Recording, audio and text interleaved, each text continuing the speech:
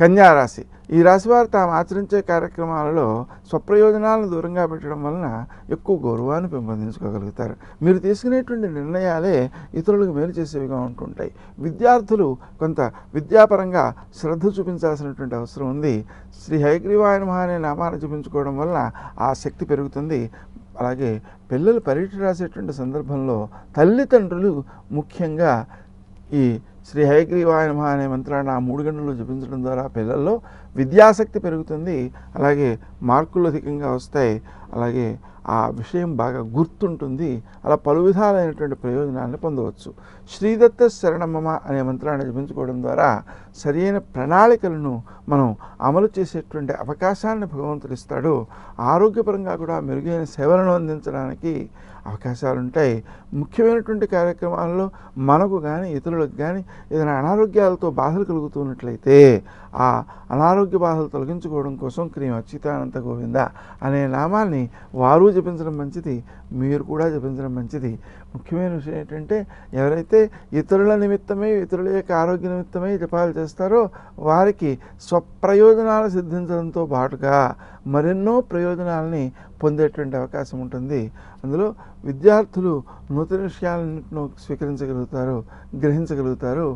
ఆ కార్యక్రమాలను వాయిదా వేయకుండా చదివే విషయంలో అశ్రద్ధ చూపించకుండా వ్యవహరించడం వలన విద్యార్థులు నిరుపమానమైనటువంటి విజయాలను కూడా సాధించే అవకాశం ఉంది. అలాగే ఆరోగ్య సంబంధమైనటువంటి సమస్యలను అధిగమించడం కోసం క్రీం అచ్యుతానంత గోవింద అనే నామాన్ని జపించడం తప్పనిసరి. తాము నిర్ణయం తీసుకోవడంలో ఇతరులకు మేలు కలిగేటువంటి నిర్ణయాలనే తీసుకుంటారు కాబట్టి వారి నుంచి గౌరవాన్ని పెంపొందించుకునే అవకాశం ఉంది. స్నేహ సంబంధాల విషయంలో పై అధికారులతోనూ అనుకూలమైన భావాలే ఉంటాయి.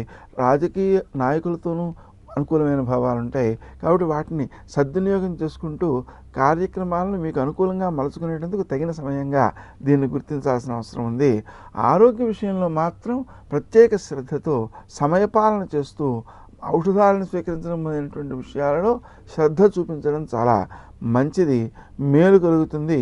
వృత్తి స్థానం కానీ లేక వ్యాపార స్థానం కానీ కొంతవరకు వ్యతిరేక శక్తులు మనపై ప్రభావం చూపించే అవకాశం కూడా ఉంది.